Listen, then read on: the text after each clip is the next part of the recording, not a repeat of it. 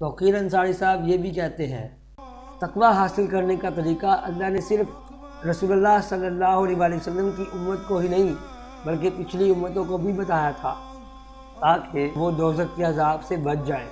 ایاما معدودات فمن كان منكم مريضا او على سفر فعدة من ايام اخر وعلى الذين يطيقونه فدية طعام مسكين فمن تطوع خيرا فهو خير له وأن تصوموا خير لكم إن كنتم تعلمون۔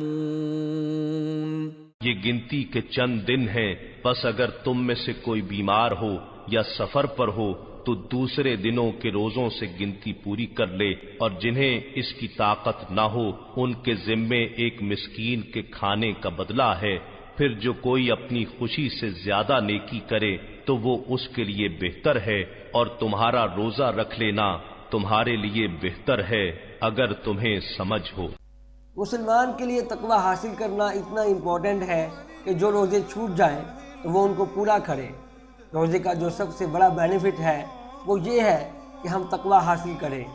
بیمار اور صحت مند دونوں کو ہی تقوی چاہیے، جیسے عمر رسیدہ آدمی یا کوئی بوجھی بیماری کی وجہ سے تو جو روزہ نہ رکھ سکے تو وہ اس کے بدلے کسی محتاج کو کھانا کھلا دے۔ تو ہم دیکھ سکتے ہیں کہ تقوی کی کتنی اہمیت ہے۔ رمضان کا مہینہ وہ ہے جس میں قرآن اتارا گیا ہے، جو لوگوں کے لیے ہدایت ہے اور جس میں رہنمائی کرنے والی اور حق و باطل میں امتیاز کرنے والی واضح نشانیاں ہیں۔ بس تم میں سے جو کوئی اس مہینے کو پا لے تو وہ اس کے روزے ضرور رکھے، اور جو کوئی بیمار ہو یا سفر پر ہو تو دوسرے دنوں کے روزوں سے گنتی پوری کرے۔ اللہ تمہارے حق میں آسانی چاہتا ہے اور تمہارے لیے دشواری نہیں چاہتا، اور اس لیے کہ تم گنتی پوری کر سکو، اور اس لیے کہ اس نے تمہیں جو ہدایت فرمائی ہے اس پر اس کی بڑائی بیان کرو، اور اس لیے کہ تم شکر گزار بن جاؤ۔ رمضان کے مہینے میں قرآن لوح محفوظ سے نیچے آخری آسمان پر اترا، اور وہاں سے پھر حسب ضرورت 23 سالوں میں رسول صلی اللہ علیہ وسلم پر نازل ہوا۔ رمضان کے مہینے میں ایک رات ایسی آتی ہے جسے لیلۃ القدر کہتے ہیں، جس میں قرآن نازل ہوا۔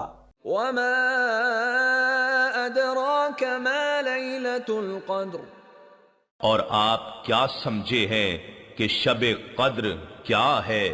لیلۃ القدر خیر من الف شہر، شب قدر فضیلت و برکت اور اجر و ثواب میں 1000 مہینوں سے بہتر ہے۔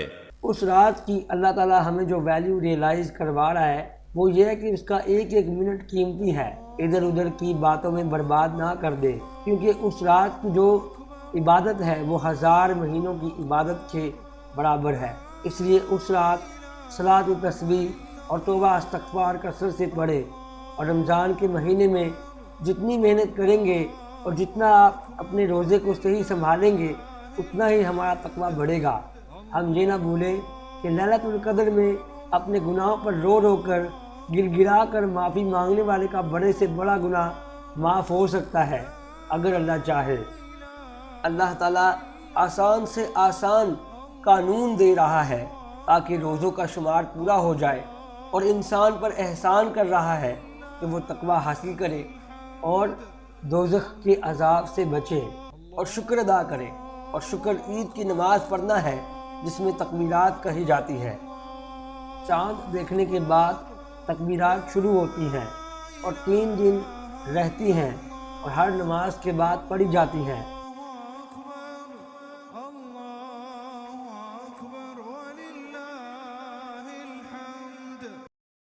اور ہماری اگلی قسط دیکھنا نہ بھولیں۔ اور انفارمیشن کے لیے قرآن کی اسٹڈی کریں یا وزٹ کریں thinkallah.com کو۔